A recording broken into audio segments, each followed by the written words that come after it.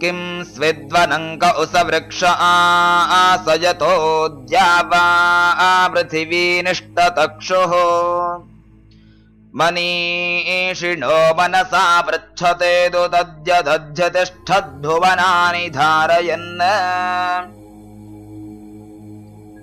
किं स्विद्वनङ्क उस वृक्ष आसयतो द्यावा पृथिवी निष्टतक्षुः मनीषिणो मनसा पृच्छते तु तद्यदध्यतिष्ठद्भुवनानि धारयन्।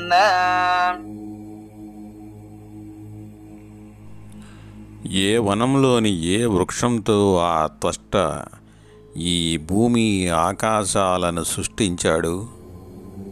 ఆయన ఈ భువనములను అన్నిటినీ తన యందు ధరించి తాను ఎచ్చట నిలబడెను? ఓ మేధావులారా, ఈ ప్రశ్నను మీ మనసులో వేసుకోండి. సాధారణంగా ఒక ఇల్లు కట్టాలంటే దారు శిల్పి ఏదో ఒక చెట్టు కలప ఉపయోగించవలసినదే. మరి త్వష్టబ్రహ్మ రూపం ధరించిన విశ్వకర్మ ఏ వృక్షాన్ని ఉపయోగించినని ఈ మంత్రంలో ప్రశ్నిస్తున్నాడు బౌన బ్రహ్మర్షి. త్వష్ట అనగా చెక్కడివాడు అని గతంలో చెప్పారు. ఆయన అణు సముదాయాన్ని పరమాణువులుగా చెక్కుతూ ఎప్పటికప్పుడు నూతన పరమాణువులతో విశ్వంలోని ద్రవ్యరాశిని సృష్టిస్తాడని చెప్పియుంటిమి. ఈ చెక్కడంలోనే ఒక నెబ్యులా ముద్దను ముక్కలు చేసి ఒక గెలాక్సీని, అందులో మన సూర్యుడి లాంటి నక్షత్రాలని తయారు చేస్తాడు.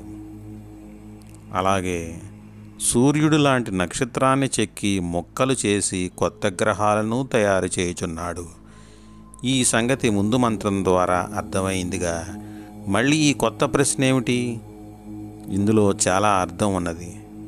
ఎందువలననగా ఆ వృక్షం సామాన్యమైనది కాదు, అది జీవవృక్షం.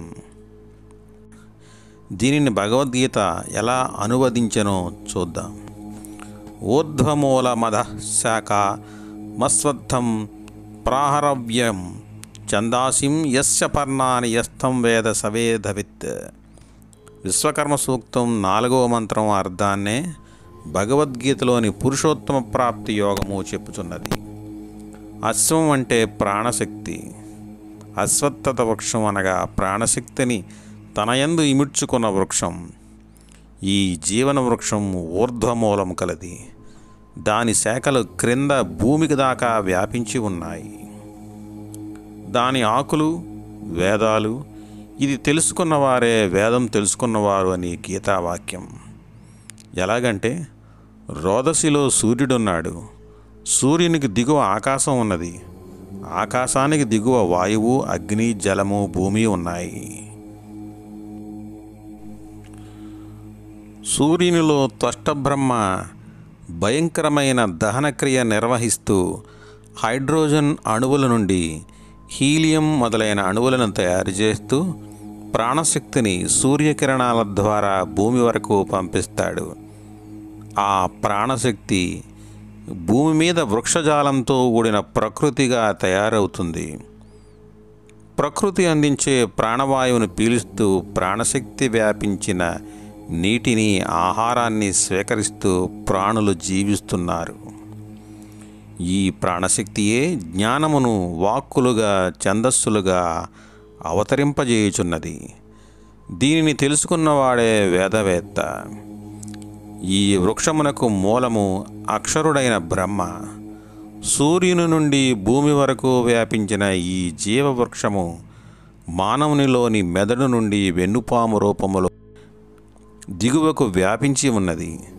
దీని శాఖలు మనలో జ్ఞానేంద్రియ కర్మేంద్రియములే. పరమాత్మ అనగా ఇక్కడ త్వష్టబ్రహ్మ ఈ జీవ వృక్షమునందే అన్ని లోకములను నిలిపి దానిని తనయందు ధరించి ఉన్నాడు. అందువలన ఆయన హిరణ్మయ తేజమును గర్భమునందు ధరించిన హిరణ్యగర్భ బ్రహ్మ. నిజంగా చెప్పాలంటే ఈయనే విరాట్ పురుషుడు. విశ్వకర్మ పరబ్రహ్మ పరమాత్మ స్వరూపి. ఈ విరాట్ పురుషుని సృష్టించినది విశ్వబ్రహ్మ పరమాత్మయే అని ఉపనిషత్తుల సారాంశం. ఈ బ్రహ్మ దేనిని అధిష్ఠించి ఉన్నాడని ప్రశ్న మనలో వేసుకోండి. దీనికి భగవద్గీత ఈశ్వర సర్వభూతానాం హృద్దేశే అర్జున తిష్టతి అని సమాధానం ఇచ్చుచున్నది. ప్రాణశక్తి వ్యాపారం అంతా హృదయం నుండియే ఈశ్వరుడు జరుపుతున్నాడు.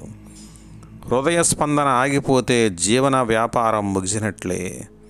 మానవుడు తన ఆత్మరూపమున ఉన్న ఈశ్వరుని ఎరుగలేకపోయినను ఈశ్వరుడు హృదయమును అధిష్ఠించి ఉన్నందువలనే జీవించుచున్నాడు. ఈ మంత్రం భువనములను సృష్టించిన త్వష్టబ్రహ్మయే జీవుడై శరీరమును ధరించి ఉన్నాడని తెలుపుచున్నది. ఈ త్వష్టబ్రహ్మయే అనంతర కాలములో చతుర్ముఖ బ్రహ్మయై సరస్వతీనాథునిగా అవతరించెను.